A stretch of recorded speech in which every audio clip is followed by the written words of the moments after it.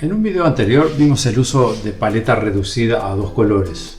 Te dejo en la descripción el link por si no lo viste. Pero en esta oportunidad vamos a ver dos opciones más de pares de colores posibles.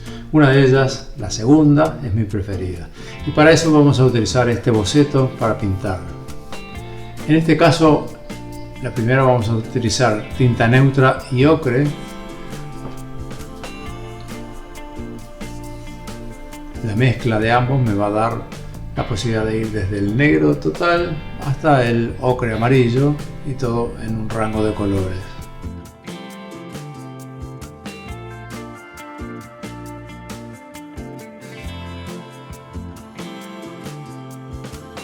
Empiezo con tinta neutra muy aguada y inmediatamente voy a comenzar a mezclarle un poco de ocre a esa tinta neutra.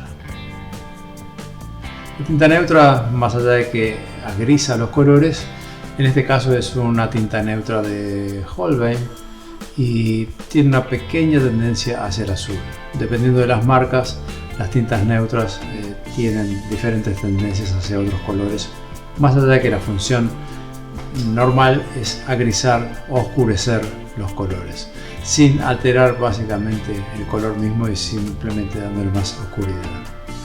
Así que durante la acuarela voy a ir mezclando distintas proporciones de tinta neutra y ocre para poder pintar las zonas agrisadas, las zonas más cálidas y en este caso comenzar con tinta neutra pura, las partes más oscuras de los tejados.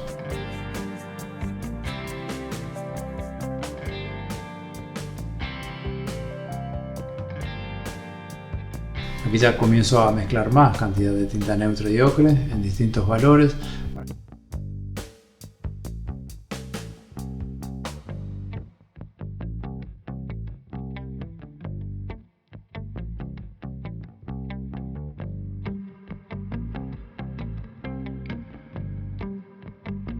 Aquí utilizando ocre puro.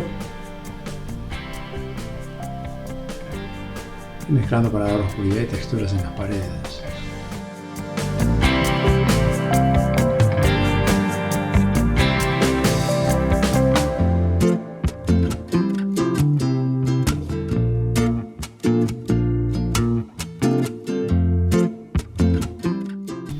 En este caso el video está en velocidad acelerada para utilizar menos tiempo. La idea es simplemente ver cómo funciona este par de colores y cómo podemos lograr una escena completa utilizando una paleta bien reducida.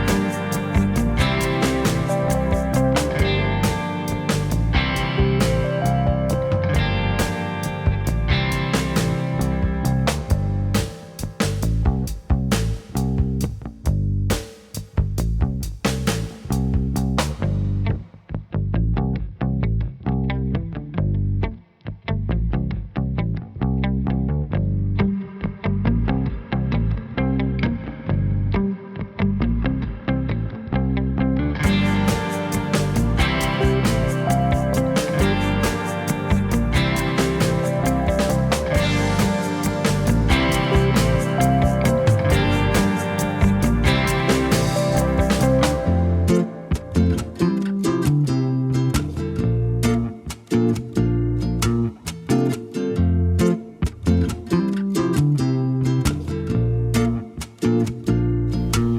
con esto damos por terminada la pintura con este primer par, que era tinta neutra y ocre. El siguiente par es mi preferido y son los colores azul ultramar y siena tostada.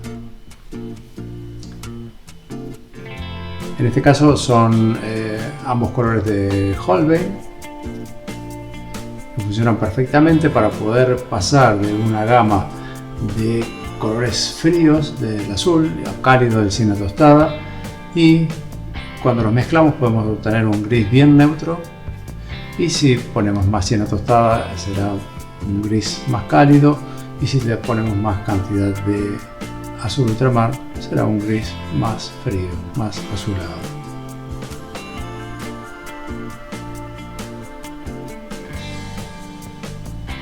Y vamos a utilizar el mismo boceto que habíamos utilizado en el par anterior, y vas a ver cómo hay diferencias y qué bien se complementan estos dos colores.